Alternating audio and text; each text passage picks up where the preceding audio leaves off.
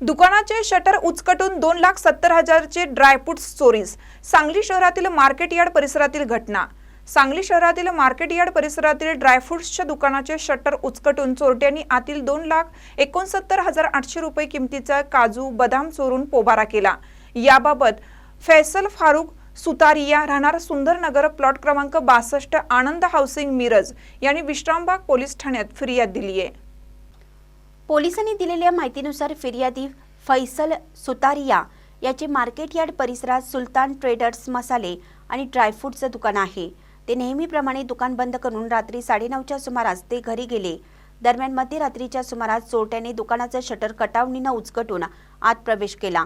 आतील 70,200 रुपयाच्या काजूच्या 10 किलोच्या 9 पिशव्या आणि 1,93,600 रुपयांच्या बदामाच्या 25 किलोच्या 11 पिशव्या तसेच काउंटरमधील